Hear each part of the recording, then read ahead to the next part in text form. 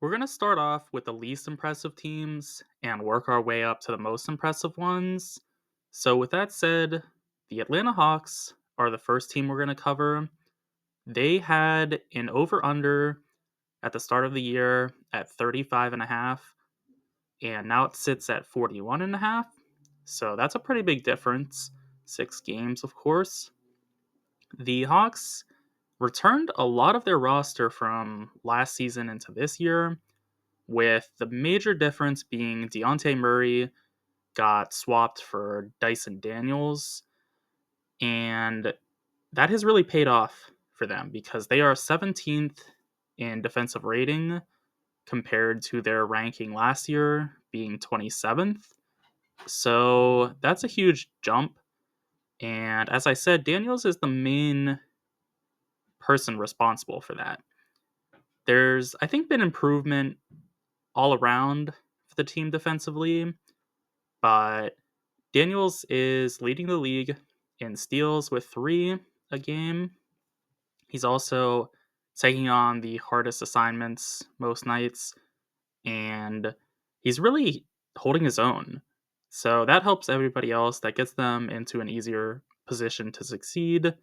So Daniels is really massive in this turnaround, which I did not expect. I thought getting rid of Dejounte Murray, I thought was a good idea because I just didn't like the fit with Young. It was another ball handler that really couldn't defend, and Murray also wasn't very efficient throughout his career, so I didn't really love that aspect either. And Daniels, man, he's been exactly what the Hawks needed. So that's been a huge difference. And what's really impressive about the Hawks is yes, they're exceeding expectations by 6 games, but they also are doing so with really rough shooting splits, almost entirely across the board. Trae Young is arguably having the worst season of his career since his rookie year. He does lead the league in assist at 11.5 a game, but he's he's not really that efficient from the field. And that's kind of just the way it is for everybody. For reference, Young is shooting 40% from the field, 35% from three. I'll take that on 8.5 attempts, but 40% from the field, that's not great. And then you have basically every other key player aside from DeAndre Hunter, they're non shooters at this point. Jalen Johnson, 31% from three. Dyson Daniels, 31% from three. Bogdanovich, 30% from three. Okongwu, he doesn't shoot threes basically at all, but on 1.5 shots a game, he's shooting 25%. Zachary Riza-Shea, he is 28% from three. Capella, I don't think he's attempted a three. I think that's what it means on Basketball Reference when there's just a blank for the percentage. He's listed as shooting 0 a game on average, so he's definitely not, you know, spacing the floor. So basically, you have Young and Hunter. Everybody else, if they shoot the three, the defense is welcoming it. And still, this is a roughly 500 team. They're 22 and 23. So they are, not in a great position, but there are teams that are way worse than them. So that's pretty impressive for a team that wasn't really expected to do anything this year. So that's going to be the first team we go over. The second team is the Memphis Grizzlies, who are kind of similar to the Hawks in a little bit of a weird way. The Hawks are strong at point guard, and then they have some good size to them with Capella and Okongwu and Larry Nance. But the Grizzlies, they just do it a bit better, like across the board, I would say. For the Grizzlies, of course, you got Ja Morant, That's your star talent right there. I also think you have a little bit of star talent. I'm not going to say like superstar talent, but star talent in Desmond Bane. I don't think that's too controversial of a take, but he's only getting 18 points, but he can be one of the hotter shooters in the league. So that's pretty valuable, of course. He also has a little bit more of an all around game than he has been having in the past couple of years. He averages 5.5 assists a game. So he helps take some of the pressure off of Morant. And then, of course, with Morant, you have the great playmaking. There will definitely be times where he's still, looking to get his shot and will get to the basket no matter what, even though he wasn't trying to dunk for a while. And still, like, as soon as he said that, he just, proceeded to dunk a whole bunch. But additionally, with the Grizzlies, the thing that really stands out to me is their defensive rating is 5th in the league, and also offensively, they're 5th in the league. So, or the association, if we want to be proper. That's pretty remarkable. You'll only really see teams with that good of balance generally if they're like actually for real. And I'm not going to get into that in this video, but that does bode well for the Grizzlies to be that balanced and that high level. Also, I didn't mention at the start, the Grizzlies were projected to have 45.5 wins. Now it's up to 52.5, which for as clustered as this West is, that's pretty darn impressive as well. What I love about the Grizzlies is that they have 3 guys that aren't really regarded for their defense. And when I say that, you're going to be surprised who I have as one of the 3 because he is thought of as being a defender, but the analytics I use don't really like him as a defender, and I also for a while haven't loved him as a defender just in watching. But we'll start off with Jalen Wells. He's not a great defender, and that's all right because he's a very good shooter at 39% from 3. He's averaging 12 points. He's contributing.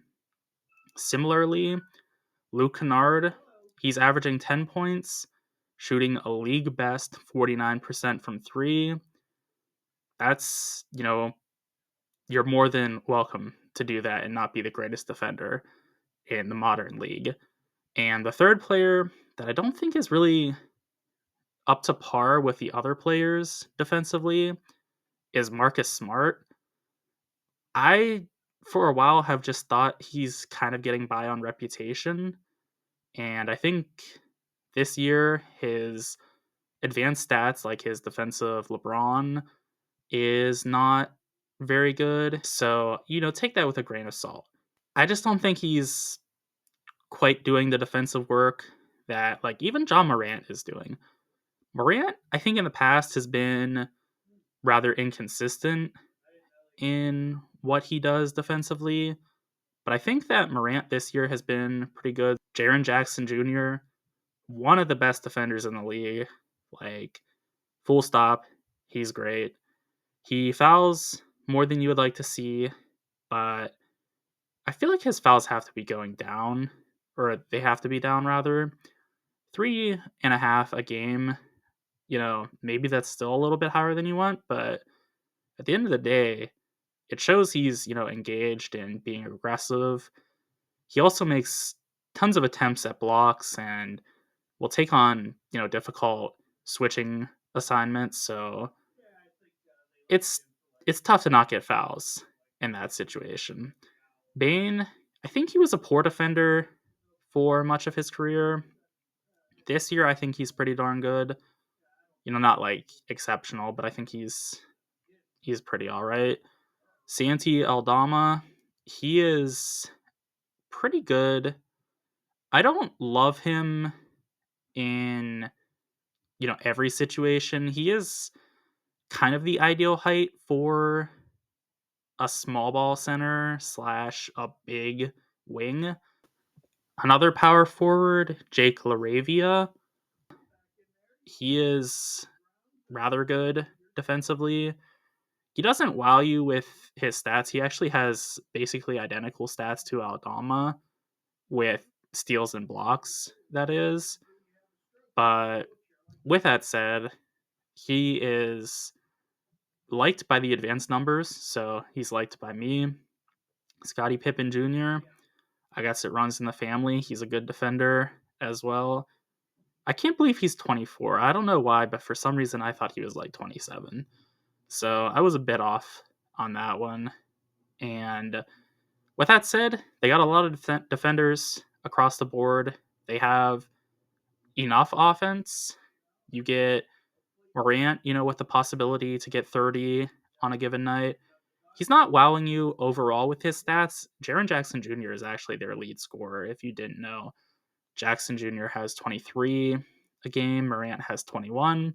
So it's not a massive difference, but I wouldn't have guessed that before looking at the stats.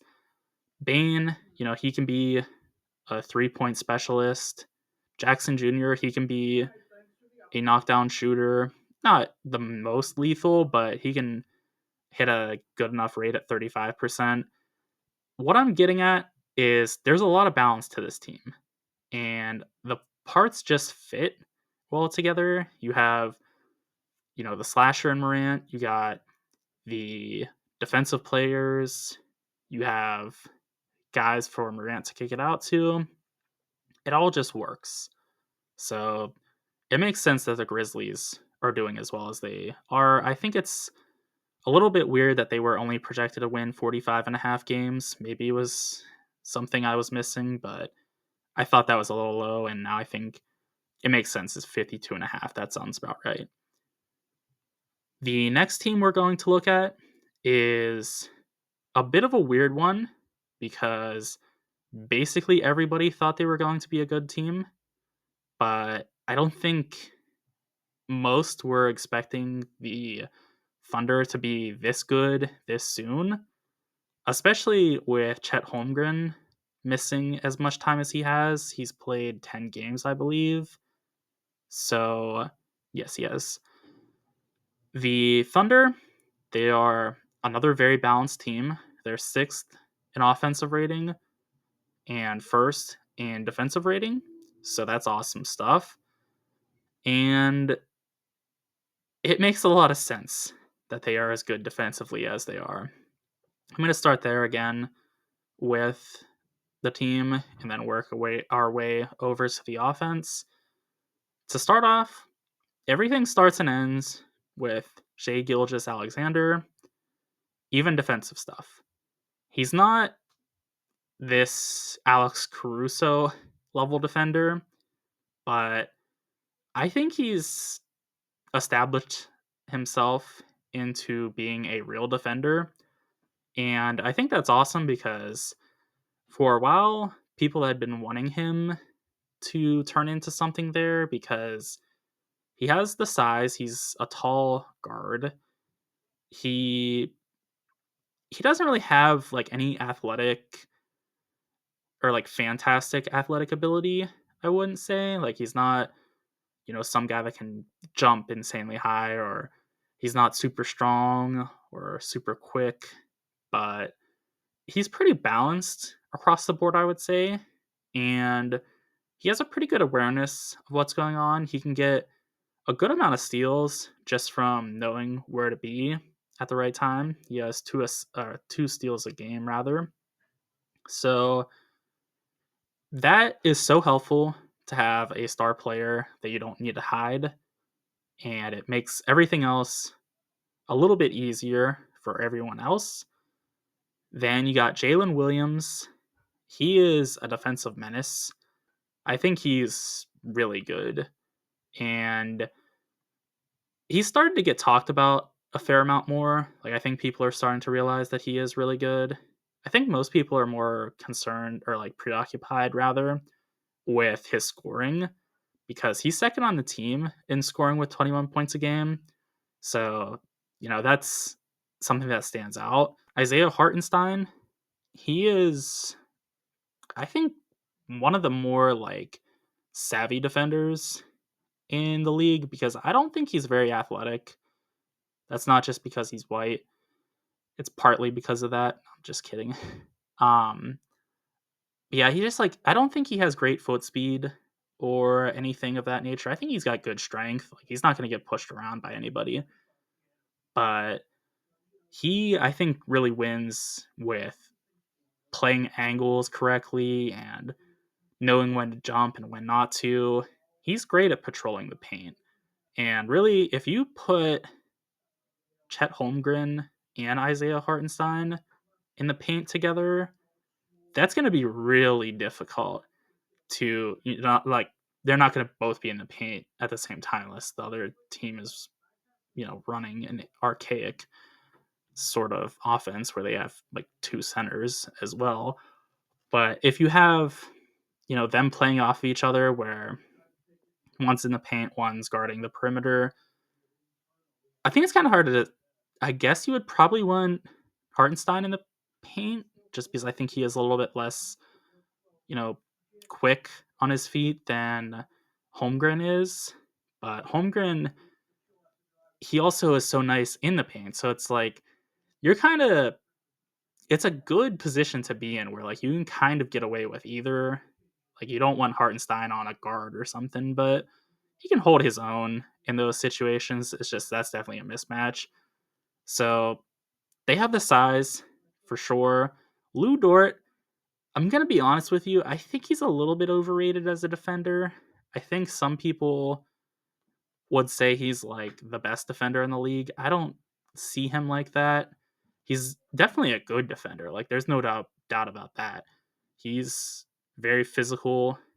I love seeing him go after the like stars of the NBA.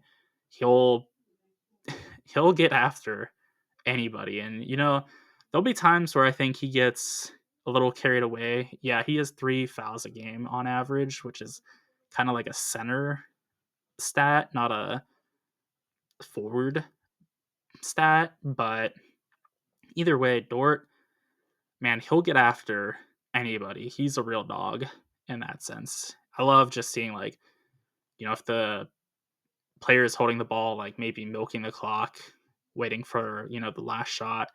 Dort's just going to be all up in them with his hands, like trying to block their vision. He's awesome in that regard. Alex Caruso, I think, is their best defender. I don't think that's that hot of a take. Man, it's actually tough because Cason Wallace is also like legit as a defender. I think Wallace is definitely going to be their guy moving forward. Caruso is, let's see, he's 9 years older than Wallace, so I think Wallace has, time on his side. But yeah, Case and Wallace, I guess this is like, great competition again to have for the Thunder. You got Dort, Wallace, and Caruso. Those are all, and Williams as well. You got 4 guys that you could argue, I think, are, the best defender. Chet Holmgren, when he's healthy, definitely also argue him. Like, it basically what I'm getting at is it's everybody but SGA, but even still, SGA, he's not a bad defender by any stretch. Like he's not going to be the greatest at defending his guy, but they're granted the luxury of being able to put him on like maybe a power forward for the other team, depending on the matchup. If their power forward isn't very good, let him play off ball, get deflections, get steals, and then let Williams, Dort, Wallace, Caruso, whoever's in, because like you're not gonna play all the guys at the same time. Most of the time, I wouldn't say. Like Dort, he's kind of allowing for that a little bit because he's shooting 41% from 3 this year, and Williams, he's a good enough offensive player that you got to have him out there basically regardless. He's 35% from 3 as well. So there's so much flexibility, so much And I can't. I really like this defense quite a lot. He's pretty good as a defender. I don't think he's exceptional, but I think he's pretty good. The only player that isn't good defensively in their entire rotation is like, getting 20 minutes or more, not the guys that are getting like, 12 minutes. Like, I'm not considering them. Is Isaiah Joe. He's not a very good defender, but he's not like, I don't know. He doesn't stand out to me as being like a Trey Young at his worst type of defender. He's just not good at it. I also forgot to mention the Thunder were projected to have 55.5 wins at the start of the year. Now it's 64.5, so they've gone up 9 games. They're doing pretty well. Another team that's doing really well is the Houston Rockets, who started the year expected to be a 500 team. Their over-under was 42.5. It's now 53.5, so a difference of 11 games. They are doing it in every way imaginable. They can win high-scoring affairs. They can win grind-out type of games. And they are 4th defensive rating, and they are 11th in offensive rating. So they really are a truly balanced team.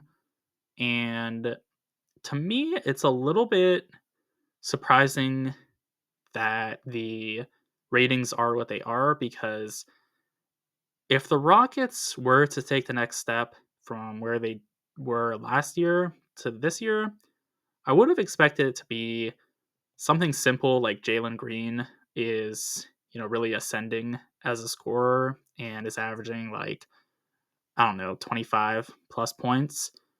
But instead, they've just banded together and they've let their star defensive players really carry the load.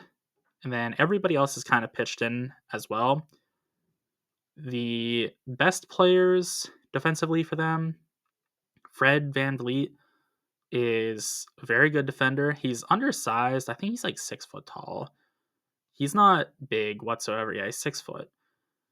And he is a pest, though, against guards. And, he'll try his hardest against like forwards, but generally speaking, they can back him down with some proficiency or, just get a shot over, where his hand can contest. So Fred is a great defender for what he is, but the real stars are Amen Thompson and Tari Eason, both of which some of the best defenders in the league, legitimately.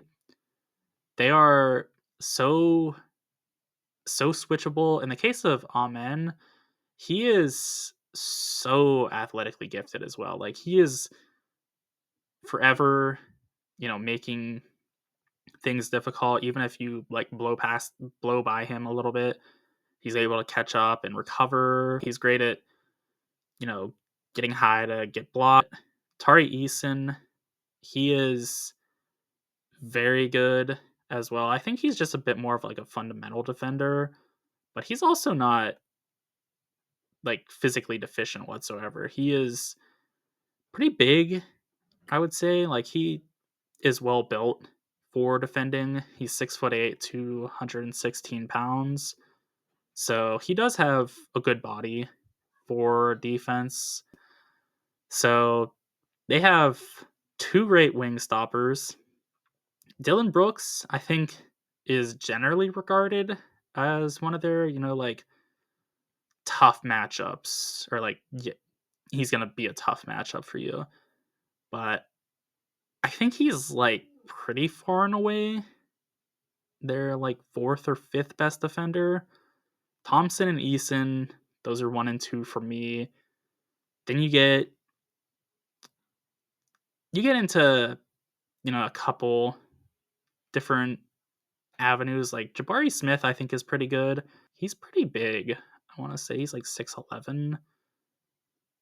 Yeah, 6'11", 220. That's he could be a center if, if need be.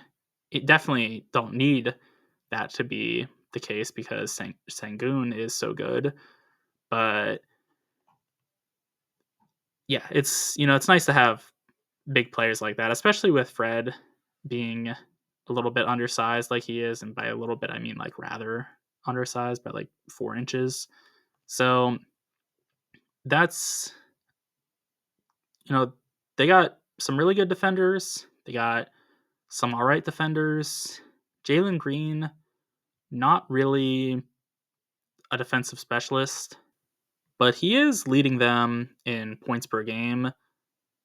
He is not the most efficient, but he's not like super inefficient either. So that's pretty good for a lead guy of a committee approach to offense because Shengun is, I would say, pretty easily their best offensive player, as he's averaging 2 less points per game, but he's averaging 2 more assists.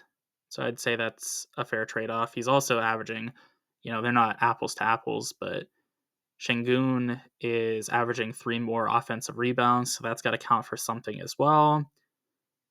I would love it if Shengun could add a 3-pointer to his game like Sabonis has, because I think in a lot of ways Shengun is a mini, or not a mini, like a younger Sabonis.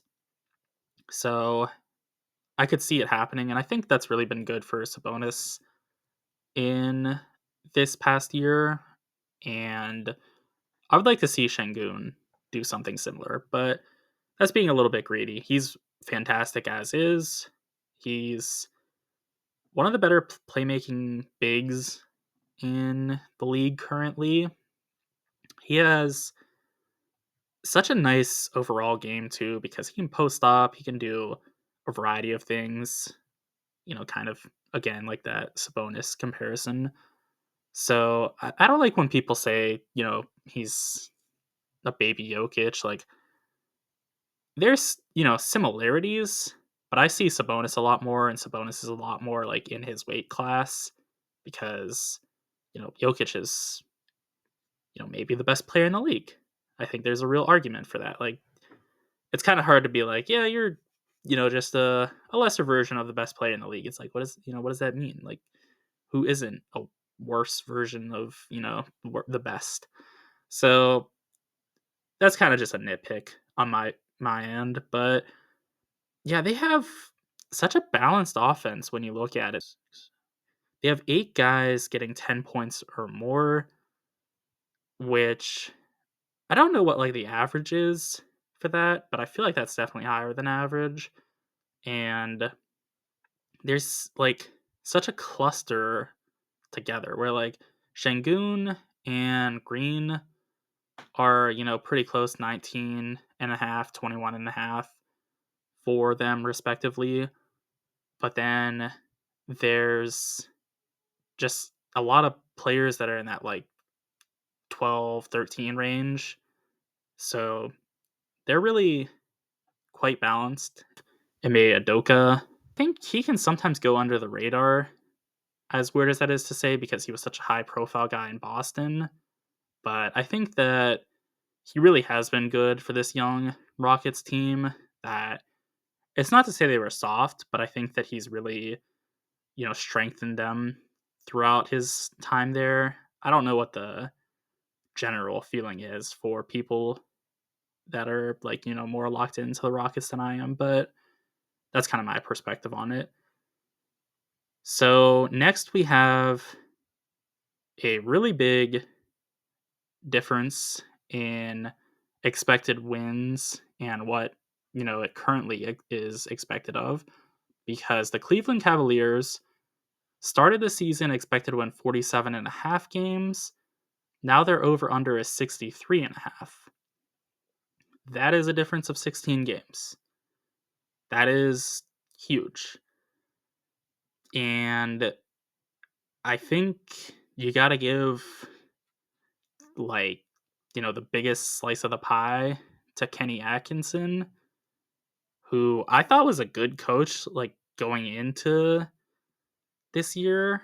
He seemed to be, like, a trusted developmental coach. I thought that was, like, a reasonable hire because the Cavs are kind of, it sucks to say, but, like, being that they're in Cleveland, they're not going to bring in a lot of free agents, so they kinda gotta develop what they have, and I thought that, getting somebody like him for Mobley and I guess really Mobley and Garland to an extent, but Mobley more than anybody else because Mobley at the time, like before Atkinson came in, was kind of just like whatever.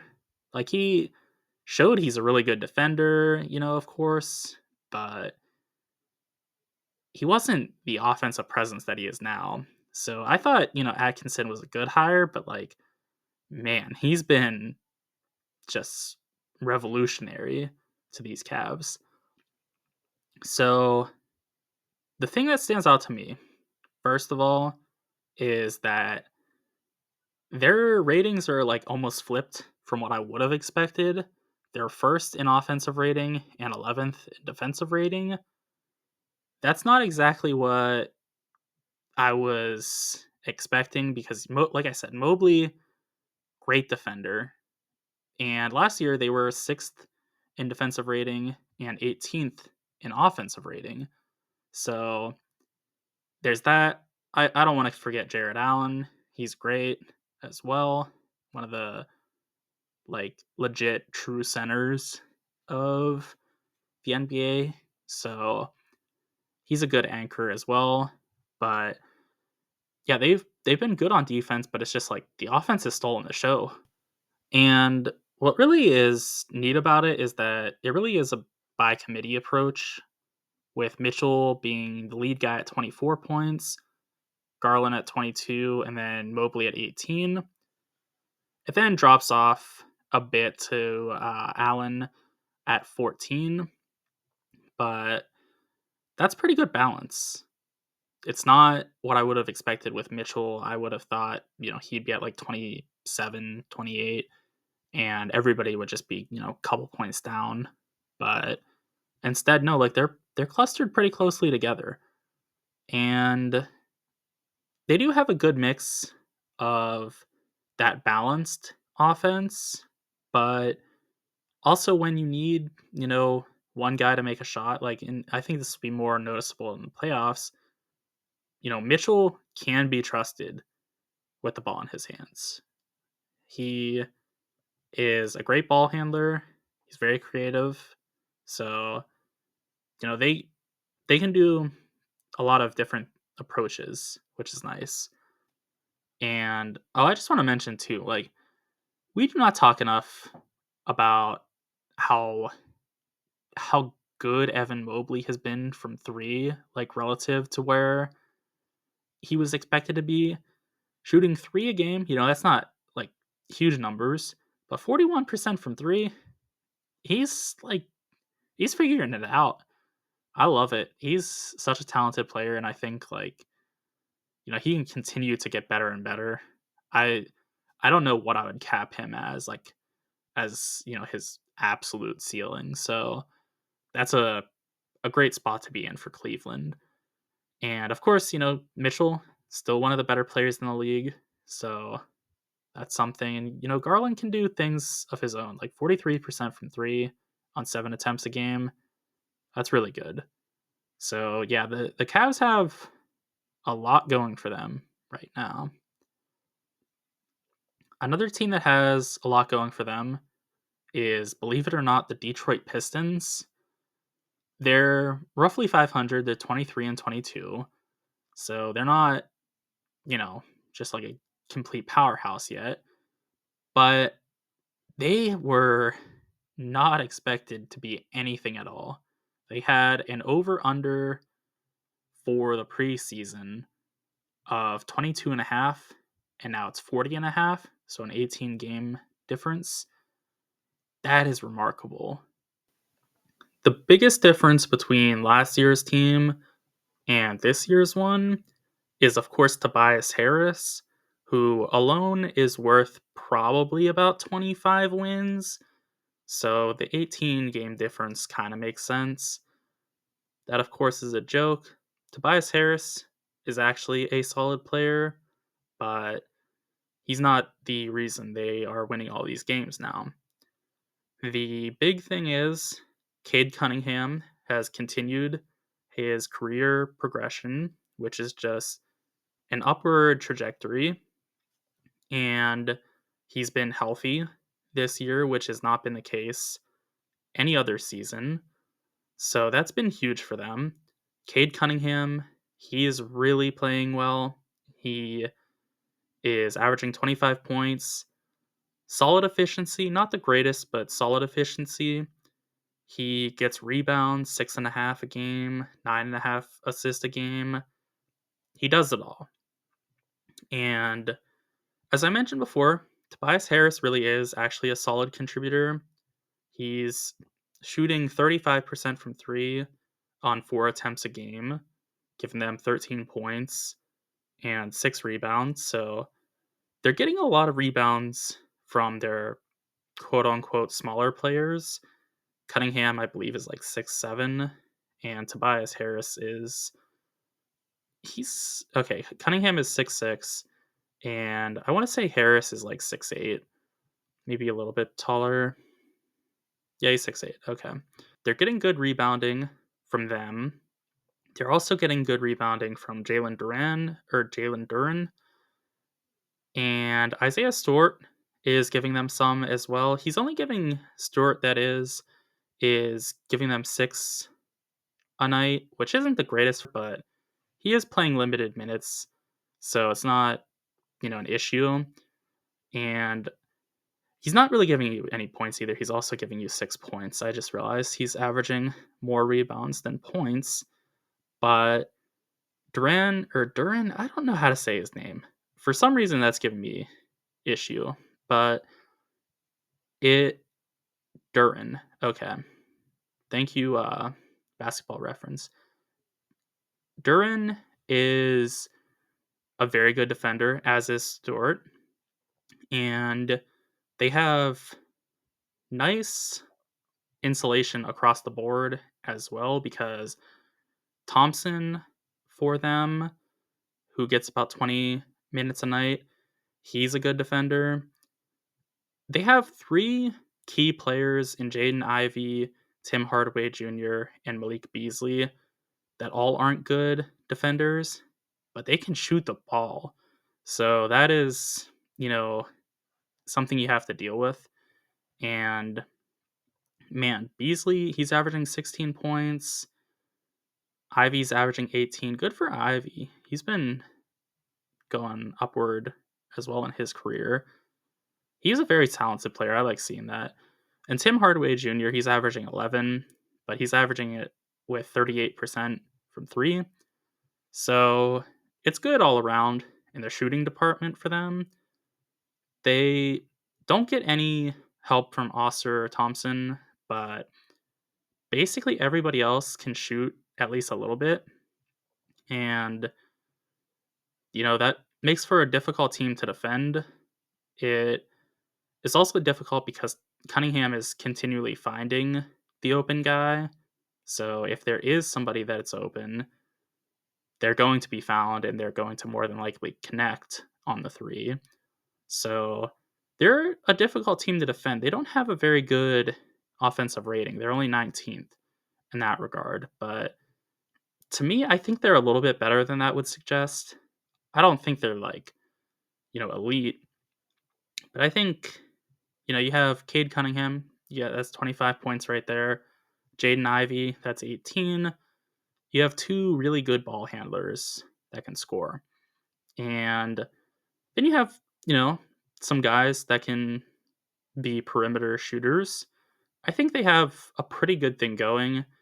I think what really helps is everybody has a pretty solidified role, where Duren is, going to be like the big rebounder in the paint for them. That's also a key defender. Stewart, he's going to be kind of the same thing. And then Cunningham's going to kind of do everything else. Ivy, he can relieve Cunningham of some of the duties, but it's mainly going to just be Cunningham has the ball in his hands, which is, I think, fine. I think a lot of people, they don't like seeing one player just have the ball all the time, like with Luka or Harden. LeBron comes to mind as well, sort of. They're varying degrees of how much they have the ball, but they just have the ball more than anybody else. And I think a lot of people don't like to see that, so they think it's kind of like problematic. But I think it can work. And it's obviously better if you have multiple guys that can do it, which they do. But I also think it's fine if, Cunningham's going to have the ball in his hand a lot of the time because he's good with it. I want to see him cut down on his turnovers. He's averaging 4.5 a game, but overall, I still think he's a really good playmaker. So I think they really have a good thing going now and down the line as well. Those are my thoughts on the most surprising teams of the year. Be sure to let me know what your thoughts are in the comment section. Also, be sure to like and subscribe for more NBA content.